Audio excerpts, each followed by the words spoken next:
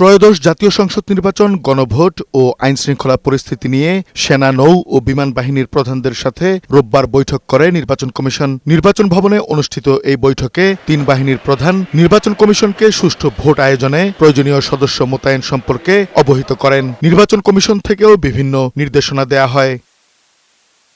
এদিন বিকেলে সশস্ত্র বাহিনী, স্বরাষ্ট্র মন্ত্রণালয় ও আইনশৃঙ্খলা রক্ষাকারী বাহিনীর প্রতিনিধিদের সাথে নিরাপত্তা পরিস্থিতি নিয়ে বৈঠক করে নির্বাচন কমিশন। বৈঠক শেষে সংবাদ সম্মেলন করেন নির্বাচন কমিশনার আবুল ফজল মোহাম্মদ সানাউল্লাহ। এ সময় সেনা, নৌ ও বিমান বাহিনীর প্রধানের সাথে বৈঠকের বিস্তারিত জানান। একটা সুষ্ঠু সুন্দর নির্বাচন ডেলিভার করার জন্য যা যা প্রস্তুতি নেওয়া সম্ভব প্রয়োজন তা তারা নিয়ে রেখেছেন এবং যত ডেভেলপমেন্ট যেভাবে করা দরকার সেটা তারা করতে যাচ্ছেন। আমরা যৌথ বাহিনী অপারেশনের ব্যাপারে বলেছি, অস্ত্র উদ্ধারের ব্যাপারে বিশেষ জোর দিয়েছি, সন্ত্রাসী কার্যক্রমের ব্যাপারে বিশেষভাবে জোর দিয়েছি যাতে এগুলো না হয়। সানাউল্লাহ বলেন, চোরাগুপ্তা হামলা করে কেউ যেন পালাতে না পারে এ ব্যাপারে কঠোর নির্দেশনা দেয়া হয়েছে। চোরাগুপ্তা হামলা হচ্ছে যারা হেরে যায় তাদের একটা কৌশল। যদি কেউ এগুলো ঘটানোর দুঃসাহস দেখায় তারা যেন পালাতে না পারে সেই জন্য আমাদের সবাইকে সচেতন হতে হবে। গোয়েন্দা সংস্থা সহ বাহিনী সমূহকে আমরা এটার ব্যাপারে সচেতন করেছি।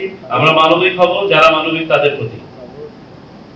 যারা দুশ্চরিতা করতে চায়, ভ্যান্ডালিজম করতে চায়, নির্বাচনের পরিবেশ নষ্ট করতে চায়, আমার ভাইকে হত্যা করতে চায়, তাদের প্রতি মানবিক হওয়ার দরকার নেই। তিনি জানান, ভোট উৎসবে যারা বিঘ্ন ঘটাতে চায় তারা সফল হবে না। বড় উৎসবের সময় একটা দুর্ঘটনা ঘটে গেল, তখন কি উৎসবের আমেজ ব্যাহত হয় না? আমাদের তো তাই হয়েছে জাতীয়ভাবে, শহীদ ওসমান হাদির হত্যাকাণ্ডটা। এই শোকটাকে শক্তিতে পরিণত করে সামনে এগিয়ে যেতে হবে। যারা আমাদের উৎসবের পরিবেশকে বিঘ্নিত করতে চান তারা ব্যর্থ হবে। গণমাধ্যমের উপর হামলা পরোক্ষভাবে নির্বাচনের পরিবেশে প্রভাব ফেলছে বলে জানান এই নির্বাচন কমিশনার। তবে তিনি আইনশৃঙ্খলা পরিস্থিতি নিয়ন্ত্রণে আছে বলেও দাবি করেন। পত্রিকার ব্যাপারটা হচ্ছে পরোক্ষভাবে আমাদের সাথে রিলেটেড, সার্বিক আইনশৃঙ্খলা পরিস্থিতির বিষয় বিধায়ী। কাজী ফরিদ, বৈশাখী সংবাদ, ঢাকা।